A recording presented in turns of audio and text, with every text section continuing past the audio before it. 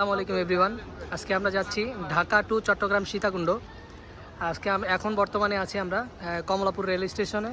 এখান থেকে আমরা টিকিট কেটে আমরা সীতাকুণ্ডের উদ্দেশ্যে রওনা দিব। আর আমাদের এই ভিডিওতে আমরা সীতাকুণ্ডতে যাওয়াতে কত খরচ, কোথায় কত খরচ যাবে সব কিছু আমরা তুলে ধরবো। আমরা সকলে মিলে যাচ্ছি আজকে সীতাকুণ্ড। ইব্রাহিম, ইয়াকুব, এই যে আলামিন, এই আমাদের ভাই, নাম কি ভাই? সাগর ভাই। আচ্ছা, এইমাত্র আমরা 6 নাম্বার কাউন্টার থেকে টিকিটটা বুঝে পেলাম। এই যে আমাদের 5 জনের টিকিট। আমরা 5 জন যাচ্ছি। কিছুক্ষণ আগে চট্টগ্রাম মেল ট্রেন সীতাকুণ্ডের উদ্দেশ্যে যাওয়ার জন্য প্ল্যাটফর্মে চলে এসেছে। ট্রেনের অবস্থা দেখুন, কি ভিড়। ভিতরে সবার অবস্থা খুবই খারাপ। আর আমাদের এই চট্টগ্রামের এই টিকিট, এই সীতাকুণ্ডের এই টিকিট, এই আমাদের টিকিট প্রাইস নিছে মাত্র 150 টাকা, পার পারসন 150 টাকা। আর এ হলো ট্রেনের অবস্থা। আমাদের এই ট্রিপটা একটি বাজেট ট্রিপ, তাই যত কম খরচে যাওয়া যায় সীতাকুণ্ড এবং সেখানেও যত কম খরচে আমাদের ট্যুরটা শেষ করা যায়, সেই দিক থেকে চিন্তা করে আমরা এই সীতাকুণ্ড এই চট্টগ্রাম মেল ট্রেনে আমরা বেছে নিয়েছি। আমাদের ট্রেনটি এইমাত্র ছেড়েছে এই ঢাকা থেকে সীতাকুণ্ড।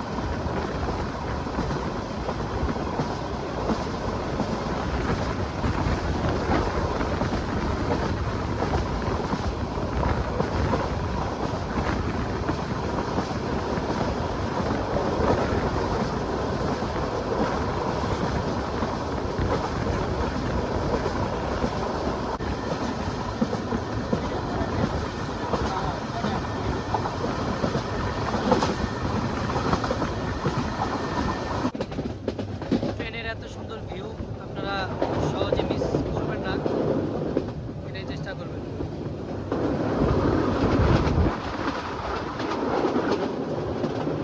অবশেষে পৌঁছে গেলাম আমাদের গন্তব্যস্থল সীতাকুণ্ড।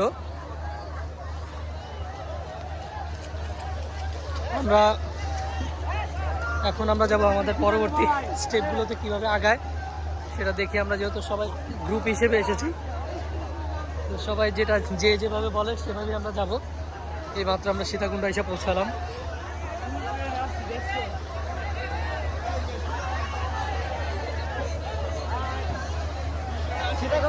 এইমাত্র সীতাকুণ্ড বাজারে এসে পৌঁছলাম আমরা।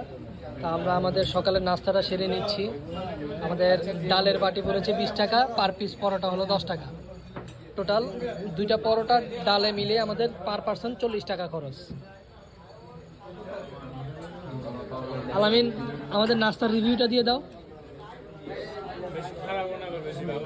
চলে।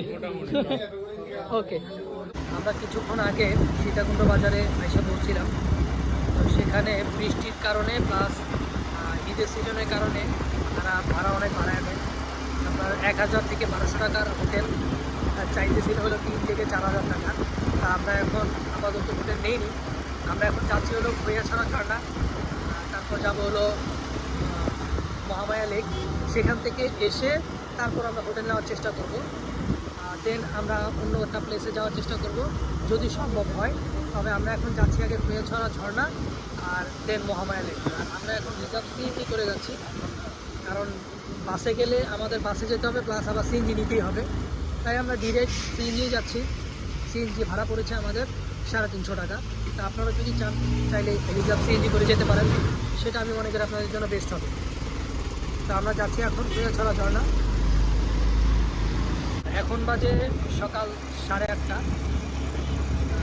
এই সময়ের মধ্যেই আমরা সীতাকুণ্ড বাজার থেকে খৈয়াছড়া ঝর্ণার উদ্দেশ্যে রওনা দিলাম। আমরা এখন যাচ্ছি খৈয়াছড়া ঝর্ণার উদ্দেশ্যে। কিছুক্ষণ আগে আমরা সিএনজি করে খৈয়াছড়া ঝর্ণার এখানে নামলাম। দেন আমরা খাবারের জন্য অর্ডার দিয়ে ওইখানে তাদের ওইখানে নিজেদের ব্যাগ মাল সামানা রেখে আমরা খৈয়াছড়া ঝর্ণার উদ্দেশ্যে রওনা দিলাম।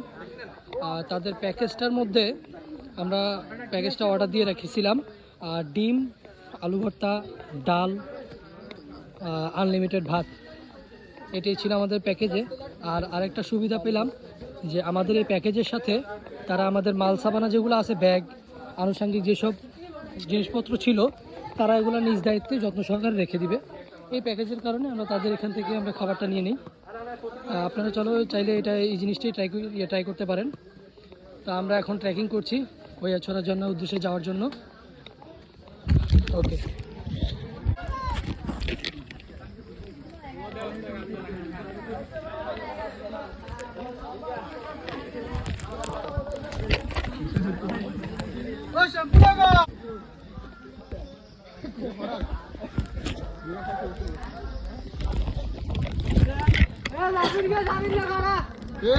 আমরা প্রায় 15 থেকে 20 মিনিট ট্রেকিং করে পিছলা রাস্তায় ট্রেকিং করে আমরা এখানে আইসা পৌঁছলাম। কিন্তু বাই মিস্টেক এখানে টিকিট লাগবে, আমরা সেটা জানতাম না, সবাই ভুলবশত খালি পকেটে চলে আসছি। তা আপনারা কেউ ভুলেও এই কাজটা করবেন না, অবশ্যই পকেটে টাকা রাখবেন। এখানে প্রবেশ টিকিট 20 টাকা করে, আর যদি টাকা না থাকে তাহলে আবার ফিরে চলে যেতে হবে টাকা আনার জন্য। আপনারা অবশ্যই সাথে টাকা রাখবেন। এখানে টিকিট প্রাইস 20 টাকা। আমরা অবশেষে ঢাকা থেকে বিকাশের মাধ্যমে তাদেরকে টাকা পাঠাই, দেন তারা আমাদের 5 জনের জন্য এই টিকিটটা দেয়। এই যে এখানে লেখা আছে 20, সাইডে 5 লেখা আছে, মানে 5 লেখা আছে, বাস এতটুকুই তাদের জন্য যথেষ্ট। তা আমরা এখন আবার শুরু করলাম এই পিচ্ছিল রাস্তা দিয়ে ট্রেকিং এই খৈয়াছড়া ঝর্ণার উদ্দেশ্যে।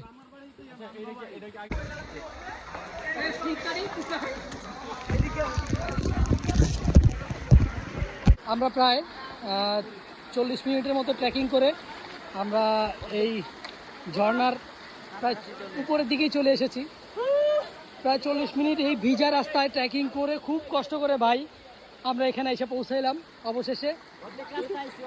অর্ধেক রাস্তা, মাত্র অর্ধেক রাস্তা, আরো অনেক দূর বাকি আছে।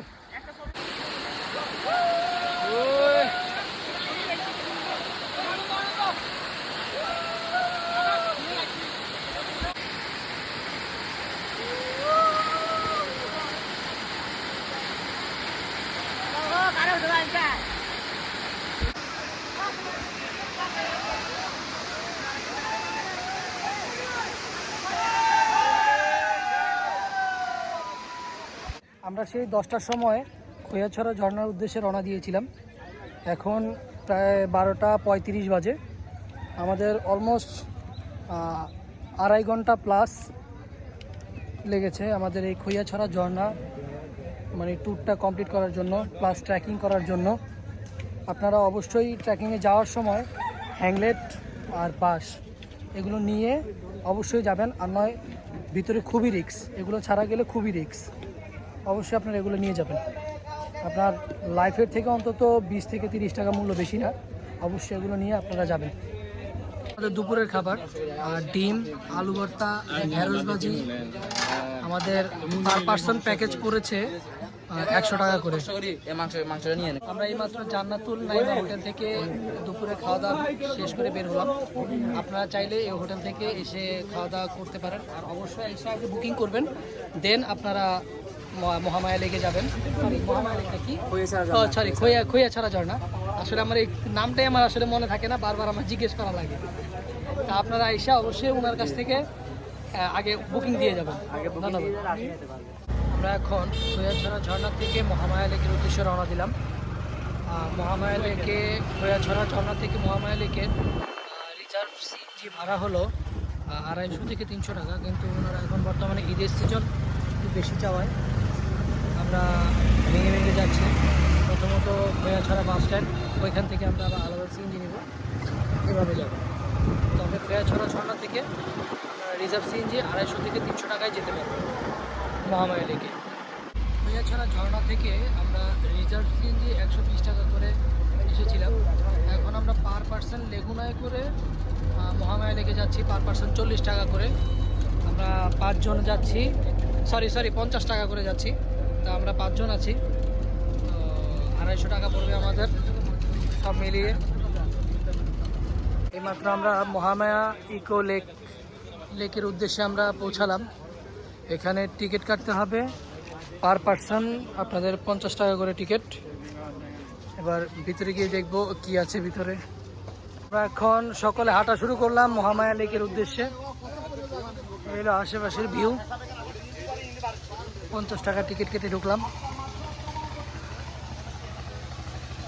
এই মহামায়া লেকের রাস্তা। অবশেষে আমরা পৌঁছে গেলাম সেই মহামায়া লেক ইকো পার্ক। এই সেই মহামায়া লেক, আপনারা চাইলে ঘুরে আসতে পারেন। এটা একটা মানে শান্তশিষ্ট মনোমুগ্ধকর পরিবেশ, আপনারা চাইলে আইসে ঘুরে যেতে পারেন।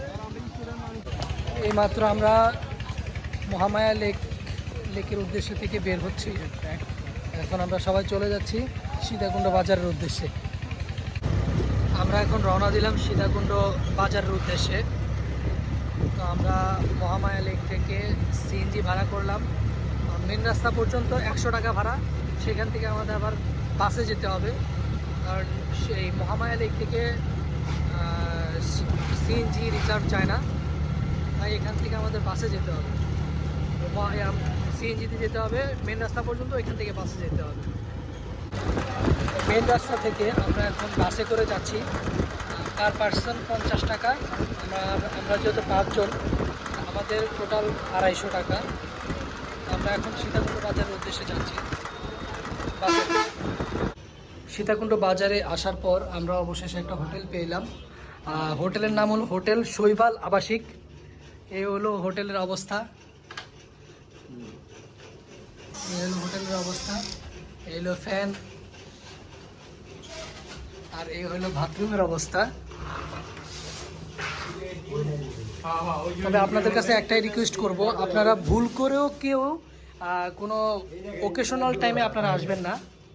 ওকেশনাল টাইমে আসলে তারা যত পারবে আপনাদের জবাই করবে, এই নিয়তে তারা বসে থাকবে। যেমন আমাদের এই রুমটার ভাড়া পড়ছে হলো 3000 টাকা। তারা 3500 টাকা চাইছে, আমরা খুব ম্যানেজ করে 2500 টাকার মধ্যে নিছি। কিন্তু মূলত এই রুমগুলোর ভাড়া হলো 800 থেকে 1000 টাকা। তা আপনারা যতটুকু সম্ভব অ্যাভয়েড করবেন ওকেশনাল ডেগুলো, আপনারা নর্মাল ডেগুলোতে আসার চেষ্টা করবেন। এইমাত্র আমরা অতিথি রেস্টুরেন্টে রাত্রে খাওয়া দাওয়া করলাম। রাত্রে খাওয়া দাওয়া সেরে আমরা আমাদের হোটেলে যাচ্ছি। তো আমাদের খাবারের মেনু ছিল মুরগির মাংস, ভাত, ডাল। আমাদের প্যাকেজটার প্রাইস ছিল 130 টাকা। তো ডালটা বাজে ছিল, বাট অন্যান্যটা অ্যাভারেজ চলে মোটামুটি। তো আপনারা চাইলে এখানে খেতে পারেন কম খরচের মধ্যে, মোটামুটি অত ভালোও না আবার অত খারাপও না, চলে। তবে ডালটা বাজে, এটাই হলো কথা। আজকের জন্য প্রথম পর্বের ভিডিওগুলো শেষ করছি, আবার দ্বিতীয় পর্বে দেখা হবে। আল্লাহ হাফেজ।